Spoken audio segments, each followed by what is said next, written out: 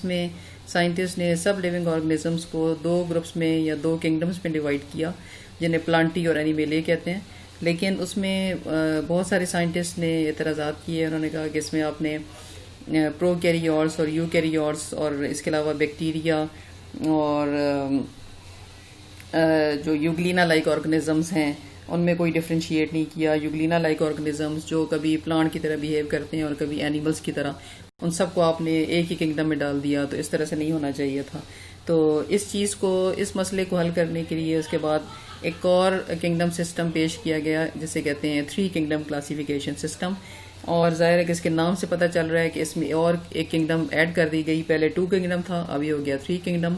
और जो 3rd kingdom थी वो थी प्रोटिस्टा, और जो यूग्लिना लाइक ऑर्गेनिजम्स थे उन्हें शामिल कर दिया प्रोटिस्टा में। और इसके अलावा फंजाई को भी उन्होंने, फंजाई जो थी वो अभी तक जो थी वो प्लांटी में शामिल थी। लेकिन इस पे क्या एतराज़ था कि प्रोकैरियोट्स और यूकैरियोट्स में कोई डिफरेंस नहीं रखा गया, और ये कि जो फंजाई हैं वो भी हेट्रोट्रॉफ्स हैं और वो सबसे अलग हैं, क्योंकि वो उनकी जो मोड ऑफ न्यूट्रिशन है वो है बाय एब्जॉर्प्शन, जो कि वो अपने फूड को अपने बॉडी से बाहरी डाइजेस्ट करके और एब्जॉर्ब कर लेते हैं। ये क्वालिटी किसी और ऑर्गेनिज्म में नहीं है। तो इनके लिए अलग किंगडम होनी चाहिए थी, जो कि इस किंगडम सिस्टम में नहीं है। साइंटिस्ट के जो सब एतराज़ात थे इनको दूर करने के लिए 5 किंगडम सिस्टम पेश की गई, जिसमें 2 मेन साइंटिस्ट थे जिन्होंने हिस्सा डाला। इनमें एक थे 1937 में ई चैटन।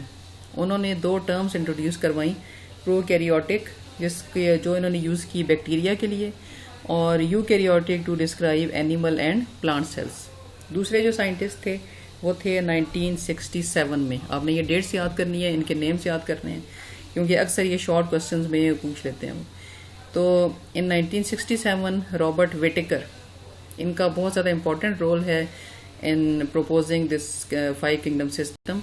ही इंट्रोड्यूस द 5 किंगडम सिस्टम, और इन्होंने जो जिस बेसिस पे किया वो हम देखेंगे।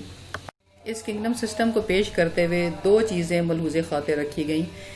एक तो लेवल्स ऑफ सेलुलर ऑर्गेनाइजेशन, यानी जो ऑर्गेनिज्म है आया वो प्रोकैरियोटिक है, यूनिसेलुलर यूकैरियोटिक है, या फिर वो मल्टीसेलुलर यूकैरियोटिक है। यानी प्रोकैरियोटिक, यूनिसेलुलर यूकैरियोटिक और मल्टीसेलुलर यूकैरियोटिक। और दूसरा ये कि वो एनिमल जो है वो अपनी फूड कैसे हासिल करता है, आया वो फोटोसिंथेसिस के थ्रू हासिल करता है, एब्जॉर्प्शन के थ्रू और इंजेक्शन के थ्रू। तो ये वो चीज़ है जो पहले नहीं देखी गई। इंजेक्शन को भी अब इसमें शामिल किया गया, और यही साइंटिस्ट का बहुत बड़ा एतराज़ था, क्योंकि फोटोसिंथेसिस के लिए प्लांट्स होते हैं, तो पहले प्लांटी उनके लिए पहले से प्रेजेंट था। इंजेक्शन जो है वो एनिमल्स में होती है, तो उनके लिए अलग से एनिमेलिया प्रेजेंट था। लेकिन इंजेक्शन जिनमें जो एब्जॉर्प्शन होती है फंजाई में, उनके लिए कोई अलग से किंगडम प्रेजेंट नहीं थी। जी, तो मैंने आपको बताया था कि 2 चीज़ें ऐसी हैं जिनकी बेस पर इस 5 किंगडम सिस्टम में लिविंग ऑर्गेनिजम्स को क्लासीफाई किया गया। एक तो उनका मोड ऑफ न्यूट्रिशन, कि वो अपनी खुराक कैसे लेते हैं, और उनकी सेलुलर ऑर्गेनाइजेशन, मतलब ये कि वो प्रोकैरियोटिक हैं, यूनिसेलुलर यूकैरियोटिक हैं, या फिर मल्टीसेलुलर यूकैरियोटिक हैं। लेकिन इसके अलावा कुछ अरसे के बाद 1988 में 2 साइंटिस्ट थे, मार्गुलिस एंड श्वार्ट्ज। उन्होंने कहा कि सिर्फ हमें मोड ऑफ न्यूट्रिशन और जो सेलुलर ऑर्गेनाइजेशन है सिर्फ वो नहीं देखनी चाहिए, बल्कि इसके अलावा हमें ये भी देखना चाहिए कि उनकी जेनेटिक्स कैसी है। मतलब लिविंग ऑर्गेनिज्म जो हैं उनकी जीन्स को भी और उनके डीएनए को भी हमें कंसिडर करना चाहिए ड्यूरिंग क्लासिफिकेशन, और उनका डीएनए भी आपस में मैच करना चाहिए। तो ये डिफरेंस आ गया, यहाँ पे थोड़ी सी मॉडिफिकेशन हो गई इस सिस्टम में। और ये किसने की? 1988 में 2 साइंटिस्ट थे, मार्गुलिस और श्वार्ट्ज, उन्होंने। जी स्टूडेंट्स, तो जो 3 किंगडम सिस्टम थी उस पे साइंटिस्ट को एक एतराज़ ये था कि जो प्रोकैरियोटिक ऑर्गेनिजम्स हैं उनके लिए कोई अलग से किंगडम नहीं बनाई गई, और प्रोकैरियोट्स और यूकैरियोट्स में कोई डिफरेंस नहीं रखा गया। तो इस एतराज़ को दूर करने के लिए एक किंगडम इसमें रखी गई, जिसका नाम था किंगडम मोनेरा। ये एक नई किंगडम है जो इससे पहले ना 2 किंगडम सिस्टम में थी और ना 3 में थी। तो इसमें सिर्फ रखा गया प्रोकैरियोटिक यूनिसेलुलर ऑर्गेनिजम्स को, जो प्रोकैरियोटिक हैं। और प्रोकैरियोट्स आपको शायद पता हो कि वो ऑर्गेनिजम्स होते हैं जिनमें ना मेम्ब्रेन बाउंडेड न्यूक्लियस होता है और ना ही उसमें मेम्ब्रेन बाउंडेड ऑर्गेनेल्स होते हैं। मतलब ना न्यूक्लियस के गिर्द कोई मेम्ब्रेन होती है और ना ही उनकी ऑर्गेनेल्स के गिर्द कोई मेम्ब्रेन होती है। मोनेरन्स जो हैं, एक तो ये यूनिसेलुलर होते हैं, लेकिन कई दफ़ा ये होता है कि यूनिसेलुलर ऑर्गेनिजम्स मिल के लंबी लंबी चेन्स बना लेते हैं या कॉलोनीज बना लेते हैं, मतलब इकट्ठे हो जाते हैं बहुत से मिल के। और ये जो हैं ये यूकैरियोटिक से डिफरेंट है। जाहिर है कि बहुत ज़्यादा डिफरेंस है इनमें due to the presence of absence of membrane bounded nucleus and organelles. और इसमें जो शामिल हैं मेनली वो हैं बैक्टीरिया और साइनोबैक्टीरिया।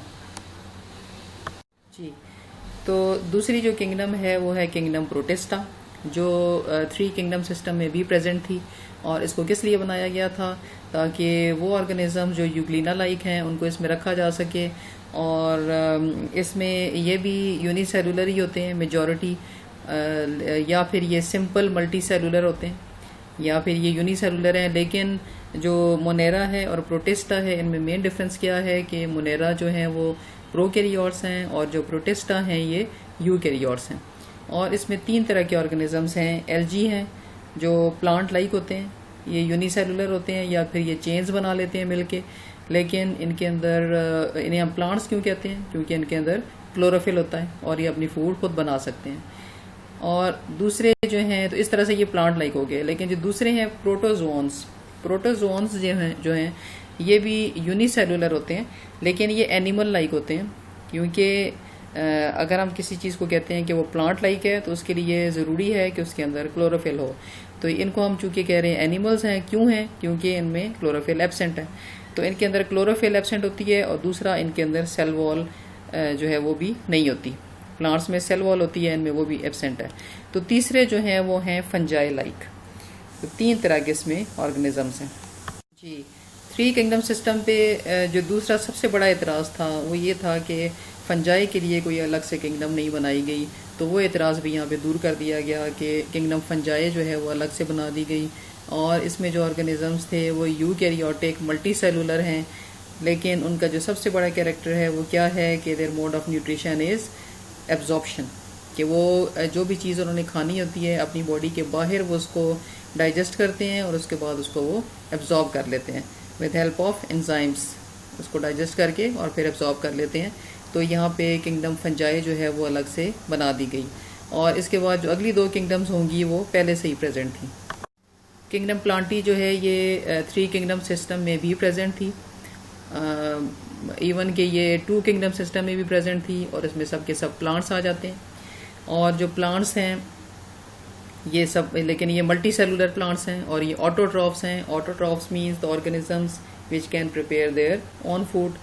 और ये मल्टी सेलुलर हैं और इनमें एक कैरेक्टर क्या है कि ये एम्ब्रियोज बनाते हैं अपने लाइफ साइकिल में।